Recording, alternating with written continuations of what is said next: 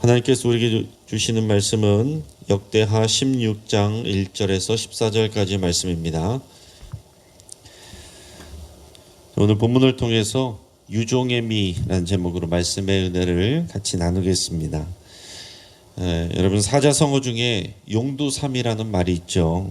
머리는 용인데 꼬리는 뱀입니다.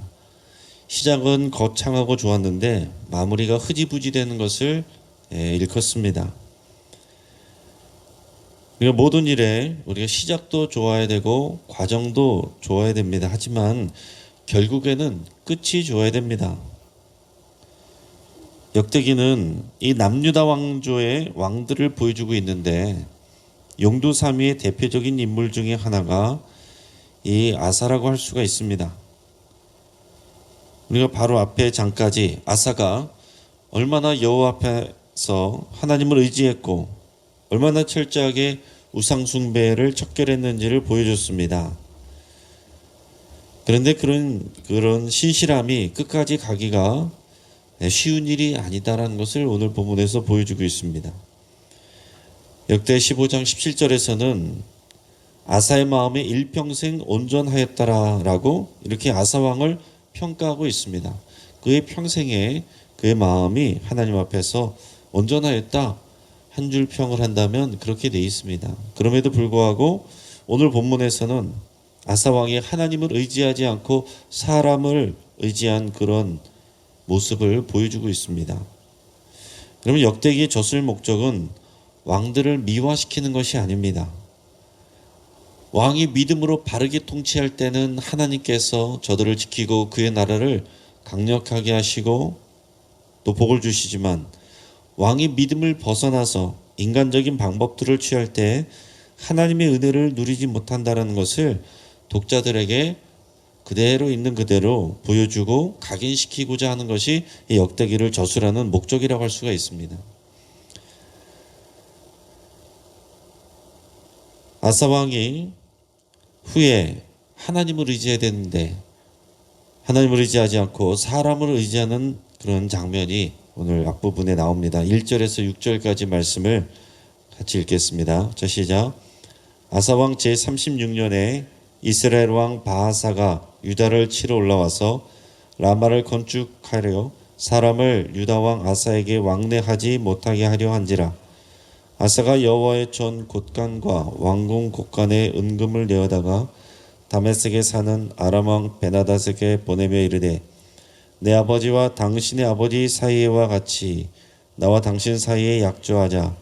내가 당신에게 은금을 보내노니 와서 이스라엘 왕 바하사와 세운 약조를 깨뜨려 그가 나를 떠나게 하라 하매 베나닷이 아사 왕의 말을 듣고 그의 군대 지휘관들을 보내어 이스라엘 성읍들을 치되 이온과 단과 아벨마임과 납달리의 모든 국고성들을 쳤더니 바하사가 듣고 라마 건축하는 일을 포기하고 그 공사를 그친지라. 아사 왕이 온 유다 무리를 거느리고 바하사가 라마를 건축하던 돌과 제목을 운반하여다가 게바와 미스바를 건축하였더라. 아멘. 여러분, 아사가 왕이 된 지 36년이 되었을 때 다시 북이스라엘과 충돌하게 되고 이제 전쟁을 하게 됩니다. 자, 오늘 본문에서 이스라엘이라고 표현하는 것은 모든 민족을 말하는 것이 아니라 분열 왕국 중에서 북이스라엘을 얘기하는 것입니다. 자, 북이스라엘 왕 바하사가 유다를 치러 이제 남쪽으로 올라왔다 이렇게 표현하고 있어요. 그러니까 이런 표현이 우리는 익숙하지가 않죠. 우리는 북쪽으로 올라가고 남쪽으로 내려간다 이렇게 표현하는데 이게 남쪽으로 올라왔다 이렇게 표현하는 것은 남쪽 예루살렘 쪽으로 올수록 지대가 고지대이기 때문에 그렇습니다. 이 사람들은 남쪽 예루살렘 쪽으로 가려면은 점점점 이제 비탈길을 올라가야 되는 거예요. 그런 것 때문에 자연스럽게 남쪽으로 올라간다 이렇게 표현하게 됩니다. 북이스라엘의 왕이었던 그 당시에 바하사가 유다를 치기 위해서 남쪽으로 올라왔다 그랬어요. 그래서 이 바하사가 남유다를 침입해서 라마를 건축했다 그랬습니다. 라마는 성읍인데 예루살렘에서 북쪽으로 5km 정도 되는 거리에 있는 성읍입니다. 자, 아비야 왕 때 여로보암에게서 남유다가 베델을 빼앗았던 적이 있습니다. 자, 그런데 라마는 그 베델보다 더 남쪽에 있었습니다. 그러니까 유다의 입장에서, 남유다의 입장에서는 예루살렘이 바로 지척에 있기 때문에 베델보다도 더 가까운 곳에 이 북이스라엘이 내려와서 지금 이제 성읍을 건축하고 있는 것입니다. 그러니까 굉장한 위협이 되고 큰 위기가 되는 것이죠. 쉽게 말해서, 자, 북한이 내려와 가지고 이 서울의 5km 위쪽에다가 거기다가 지금 도시를 세우고 있다라고 한다면 우리에게 굉장히 큰 두려움이 되겠죠. 사실 가까운 이 개성 땅만 해도 차 타면 금방인데 그거보다 더 가까운 곳에 도시를 세운다. 그러면 우리에게 굉장한 두려움이 될 것입니다. 자, 지금 남유다 입장에서는 이것이 굉장한 위협이 될 수밖에 없습니다. 이 북쪽의 이스라엘이 왜 이렇게 아래쪽으로 내려와서 이렇게 성읍을 위험하게 건축하고 충돌하게 되느냐? 그것은 북이스라엘에 있는 사람들이 자꾸 제사들을 드리기 위해서 예루살렘으로 가기 때문에, 남쪽으로 자꾸 가기 때문에 그것을 막으려고 단과 아래쪽에 베델 사이에 그 각각에다가 금송아지를 세워놓고서 거기서 제사하겠습니다. 그런데도 자꾸 더 내려가는 사람들이 생기니까 그 베델보다도 더 아래쪽에다가 라마를 건축해서 못 내려가게 하는 것입니다. 그러니까 이 바하사도 신앙에 있는 인물이 아니니까 지금 뭐가 두려운 거예요? 하나님 앞에 말씀대로 올바르게 서서 또 하나님 앞에서 그 말씀대로 통치하는 게 중요한 게 아니고 자기의 왕권과 왕위를 지키는 게 중요한 거예요.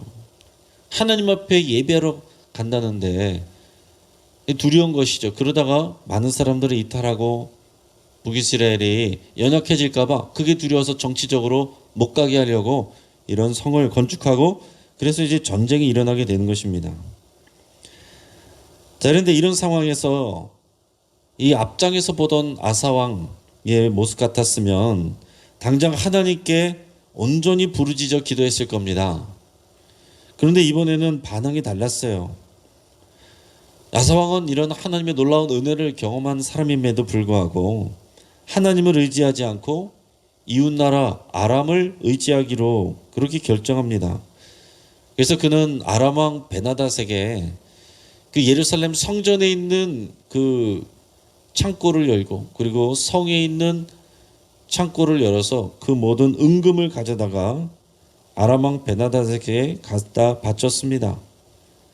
그러면서 또 옹졸하게 이 베나닷에게 그의 아버지와 자기의 아버지가 아비야의 친분을 강조하면서 도와달라고, 은금을 갖다 바치면서 나를 제발 좀 도와달라고 그렇게 요청을 했습니다. 근데 그 당시에 아람 왕 베나닷은 북이스라엘하고 화친 조약을 맺고 있었어요. 그렇기 때문에 아람 왕의 입장에 있어서는 남유다를 도울 수가 없는 상황입니다. 하지만은 은금을 갖다 바쳤으니까 아마 북이스라엘이 주는 것보다 더 많은 것을 갖다 줬겠죠. 그러니까 아람이 북이스라엘과의 화친 조약을 깨고 이 남유다를 돕기로 결정을 합니다. 그래서 이런 계략은 효과를 봤어요. 베나닷이 그의 군사들을 보내가지고 이스라엘의 성읍들과 국고성을 공격했습니다. 자, 그러니까 아래쪽으로, 남쪽으로 와서 건축하던 이 북이스라엘의 바하사 왕이 자기 나라의 국경지대에서 지금 아람이 쳐들어왔다라는 소식을 듣고 살 수 없이 자기 나라로 돌아가 버리고 맙니다. 그래서 아사 왕은 온 유다 무리를 데리고 와서 라마를 건축하던 곳에 가서 돌과 제목을 운반해서, 라마를 건축하다가 이제 그냥 남았잖아요. 성읍을 건축하던 것들이 남은 그 재료들을 가져다가 게바와 미스바를 건축했다라고 이렇게 기록하고 있습니다. 이 게바와 미스바도 이제 지역이고 거기에다가 성읍을 건축했다라는 얘기입니다. 여러분, 이것을 정치 외교적인 입장에서 보면 어떻게 평가할 수 있겠습니까? 성공적인 거죠. 아사 왕이 성공한 것입니다. 전쟁에서 이겼고, 그리고 이 북이스라엘이 남겨놓은 이런 것들을 가지고 가다가 게바와 미스바 성읍들을 건축하는 이런 일들을 했으니까 경제적인 효과도 봤습니다. 그러나 그것은 짧은 생각이고 지극히 인간적인 소견일 뿐입니다. 여러분 나중에 보면 이번 일로 말미암아서 남유다는 아람의 간섭을 받게 됩니다. 여러분 이것은 성경에서 나타나는 이스라엘 역사에서 나타나는 그리고 인간의 역사에서 나타나는 반복되는 그런 패턴이에요. 그러니까 이웃나라의 힘을 빌어서 우리가 도움을 받게 되면 나중에는 그 나라가 와서 또 왕 노릇하고 주인 노릇하고 더 많은 것들을 요구하게 되는 일들을 역사에서 이제 보게 되는 것입니다. 자, 이어서 이 일로 인해서 하나님께서 이 아사 왕에게 이제 말씀을 주시는데 아사 왕이 이 말씀을 거부합니다. 오늘 7절에서 10절까지 말씀을 같이 읽겠습니다. 자, 시작. 그때 선견자 하나니가 유다 왕 아사에게 나와서 그에게 이르되 왕이 아람 왕을 의지하고 왕이 하나님 여호와를 의지하지 아니하였으므로 아람 왕의 군대가 왕의 손에서 벗어난다이다. 구스 사람과 룹 사람의 군대가 크지 아니하며 말과 병거가 심히 많지 아니하더이까. 그러나 왕이 여호와를 의지하였으므로 여호와께서 왕의 손에 넘기셨나이다. 여호와의 눈은 온 땅을 두루 감찰하사 전심으로 자기에게 향하는 자들을 위하여 능력을 베푸시나니 이 일은 왕이 망령 때에 행하였은즉 이후부터는 왕에게 전쟁이 있으리이다 하매 아사가 노하여 선견자를 옥에 가두었으니 이는 그의 말에 크게 노하였음이며 그때에 아사가 또 백성 중에서 몇 사람을 학대하였더라. 아멘. 자, 이 일이 있고 나서 하나님께서 선지자 하나니라는 사람을 아사 왕에게 보냅니다. 하나님의 말씀을 전하라고 하셨어요. 아사가 아람 왕을 의지하고 여호와 하나님을 의지하지 않았기 때문에 이제 앞으로는 아람 왕의 군대가 이 아사 왕의 손에서 벗어났다라고 이렇게 말하게 하셨습니다. 이제 아람은 유다에게 도움이 되는 나라가 아니라 성가시게 하고 간섭하는 나라가 될 것이다라는 얘기입니다. 그 전까지는 하나님께서 이웃나라 아람 왕도 그의 손에 붙이셔서 평화롭게 지낼 수 있도록 그렇게 하나님께서 그동안 그의 손에 붙여주시고 계셨다라는 얘기예요. 그러나 이제 아사 왕이 하나님을 의지하지 아니하였기 때문에 이제 그 손에서 벗어나게 됐다. 하나님께서 그것을 지켜주지 않으신다라는 것을 선포하고 계신 겁니다. 그러면서 선지자는 아사 왕에게 그 앞에서 있었던 이 구스 사람 세라와 군대와의 그 전쟁을 상기시킵니다. 그 당시에 구스 사람 세라가 100만 명의 군대를 데리고 와서 전쟁을 한 적이 있습니다. 그런데 오늘 본문의 8절에서 구스 사람과 룹 사람의 군대라고 표현했는데 이것은 이 구스 사람 세라의 군대를 통칭해서 말하는 것입니다. 룹이라는 것은 뭐냐면 지금의 리비아를 얘기하는 것입니다. 아프리카 리비아 그 민족을 얘기하는 것인데 구스는 지금의 이제 이디오피아 민족이라고 그랬습니다. 지역으로는 이제 아프리카 수단 지역이고 그러니까 이 아프리카 군대죠. 그 구스 사람 세라의 100만 군대 안에 이 리비아 군대도 들어가 있었던 거예요. 그러니까 여기서 이제 그렇게 표현을 하고 있습니다. 그런데 그 당시 전력상으로는 군사력으로 보면은 절대적으로 남유다가 불리했습니다. 하지만 그때 여호와 하나님을 간절하게 의지하고 찾았기 때문에 하나님께 부르짖었기 때문에 하나님께서 아사 왕에게 승리를 허락하셨습니다. 선지자는 이 역사적 사실을 기억나게 하시는 것입니다. 왕이 이것을 경험하지 않았습니까? 이 나라가 이것을 경험하고 그래서 하나님의 은혜를 지금 누리고 있는 건 아닙니까? 그런데 구절에서 보니까 그러면서 하나님께서 뭐라고 말씀하시냐면 여호와 하나님은 지금도 여전히 그의 눈을 들어서 온 땅을 두루 감찰하시고 살펴보신다 그랬습니다. 여러분 이것을 마음에 잘 새길 수 있길 바랍니다. 하나님은 지금도 온 땅을 그의 눈을 들어 두루 살피시고 감찰하시고 찾고 계신다라는 거예요. 어떤 사람을 찾느냐? 하나님을 향하는 자들을 찾고 계신다라는 것입니다. 하나님을 온전히 바라보는 사람을 찾으신다 그랬습니다. 예수님은 뭐라고 하셨어요? 참으로 하나님께 예배하는 자를 찾으신다. 영과 진리로 예배하는 자를 찾으신다. 여러분, 구약이나 신약이나 마찬가지로 하나님께서 나라를 대상으로 민족을 대상으로 일하시고 역사하시는데, 그러면서 하나님께서는 이 왕들, 리더들, 하나님께 온전히 의지하고 하나님께 믿음으로 나오는 그런 리더들을 찾으시고, 또 더 나아가서는 온 땅 가운데서 하나님께 온전히 부르짖고 의지하고 하나님을 찾는 그런 사람을 또한 찾으신다 그랬어요. 찾으시는 이유는 뭡니까? 하나님의 능력을 베푸시기 위해서. 여러분, 하나님은 우리가 하나님께 복 받기를 원하는 것보다 우리에게 복 주시기를 더 원하십니다. 그런데 우리가 왜 못 받습니까? 하나님께 온전히 향하는 자를 하나님께서 찾으시는 거예요. 하나님은 하나님을 온전하게 찾고 의지하는 자를 찾아서 능력 베풀어 주시기를 원하십니다. 하나님이 은혜와 복을 주실 때 어떤 자에게 주시느냐? 하나님을 전심으로 찾는 자, 하나님을 전심으로 찾는 자에게 주시는 거예요. 많은 사람들이 하나님을 찾습니다. 그러나 전심으로 찾는 사람은 많지가 않다라는 것입니다. 하나님께 드리는 자가 많습니다. 그러나 전부를 드리는 자가 많지 않다라는 것입니다. 하나님을 의지하는 자는 많으나 하나님을 전적으로 의지하는 자가 많지 않다라는 것을 말하고 있습니다. 하나님께 예배하는 자는 많은데 영과 진리로 참으로 예배하는 자가 많지 않다는 것입니다. 하나님의 나라에 초청받은 사람은 많으나 그리로 들어가는 자는 적습니다. 하나님께 약속받은 자는 많으나 그 약속의 기업을 받는 자는 적습니다. 하나님께서 약속하시고 베풀어 주시고 인도하시는 사람은 많으나 그 좁은 길로 완주하여 또 그 생명의 면류관을, 의의 면류관을 쓰는 사람은 적습니다.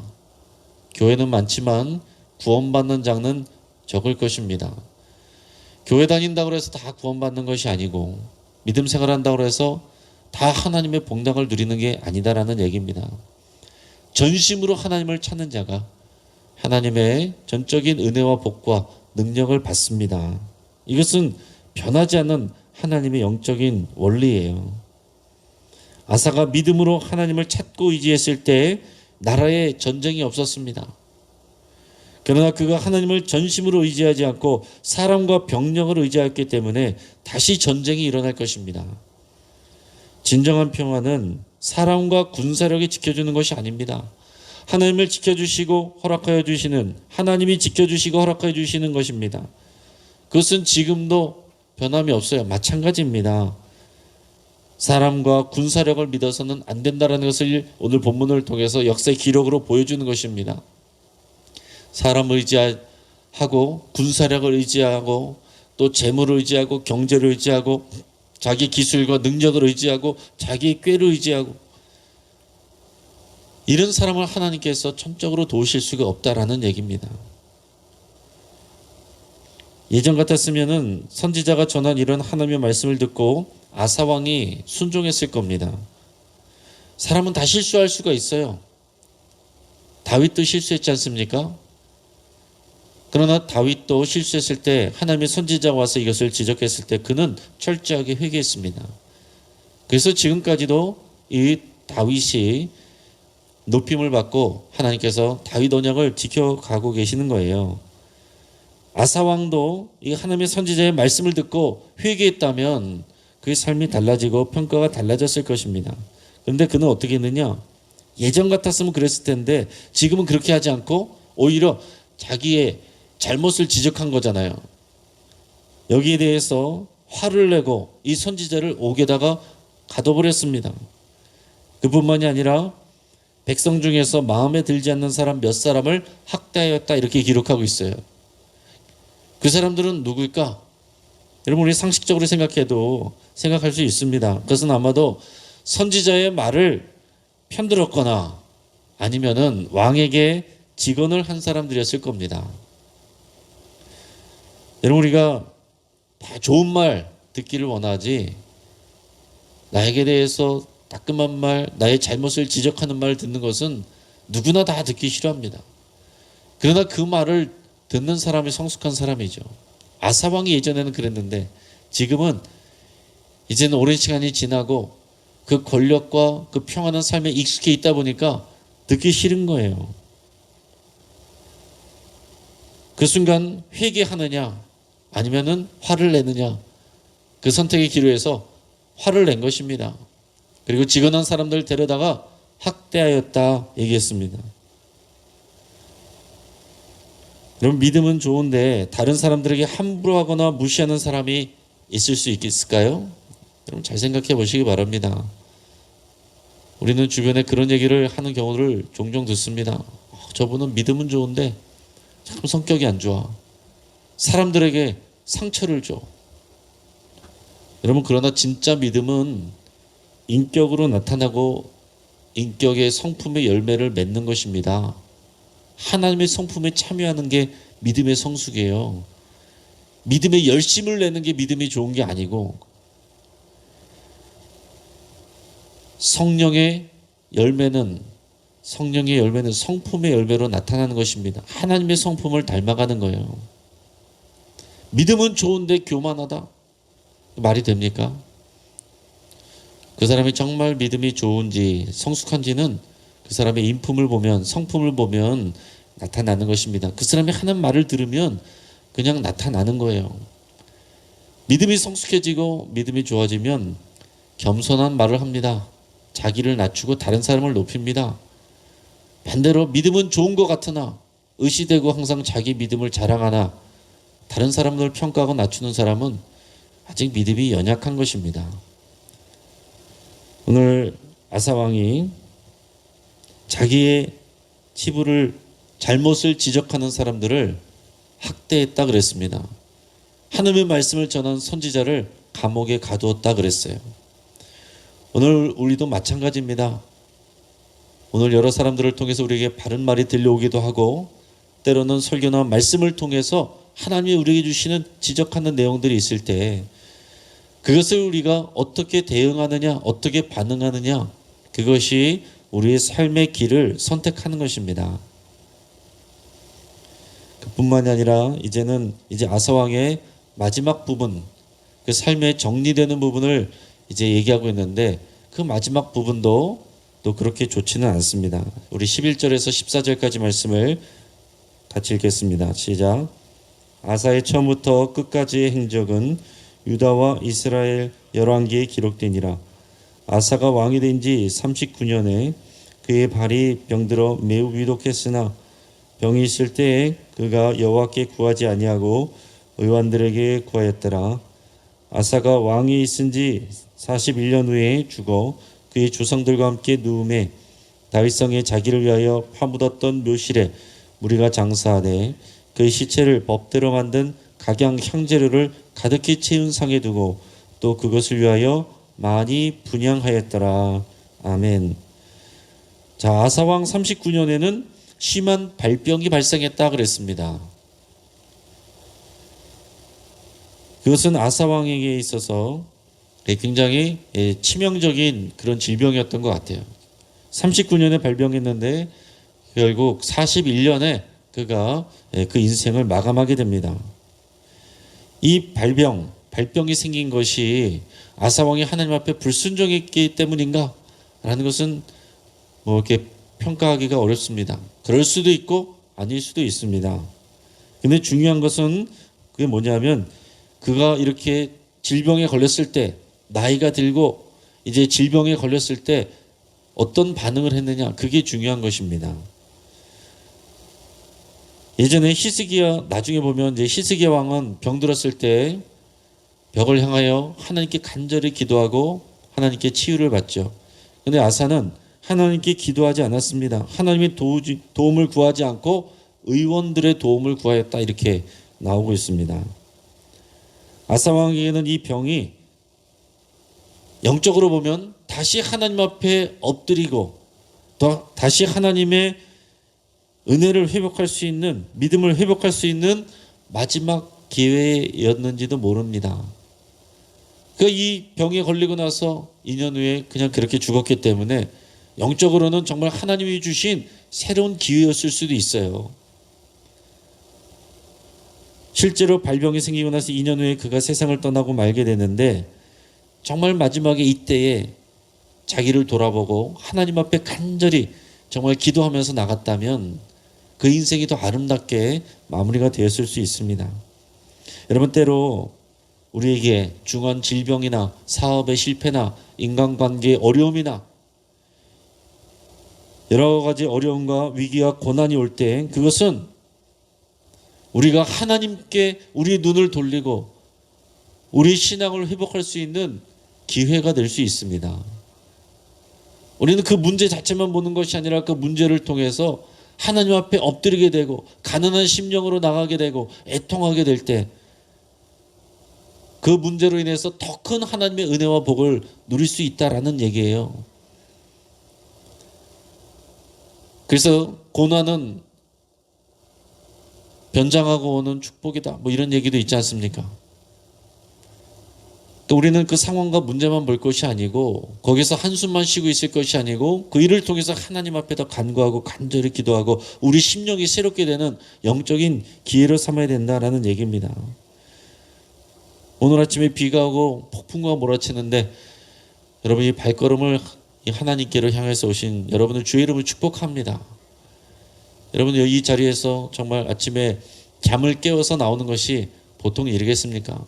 쉬운 일이 아니죠. 여러분, 여기저기 또 삐걱대는 부분도 있고 아프신 데도 있고 피곤한 것도 있는데, 그럼에도 불구하고 하나님을 의지하면서 나온 여러분의 발걸음이 참으로 귀한 것입니다. 우리 삶 가운데 여러 가지 어려움이 있고 또 고난이 올 때 하나님을 전적으로 의지하면 그것이 오히려 우리에게 새로운 영적인 기회가 되고 하나님의 은혜를 누리는 일이 된다라는 얘기예요. 단호한 종교개혁과 믿음으로 시작했지만 아사 왕은 말년에 비신앙적인 선택과 그리고 수준 낮은 인격과 그리고 병든 모습으로 쓸쓸하게 인생을 마무리한 용두사미의 대표적인 인물이 됐습니다. 물론 전반적인 그에 대한 이 한 줄 평가는 15장 17절에서처럼 마음이 일평생 온전하였더라.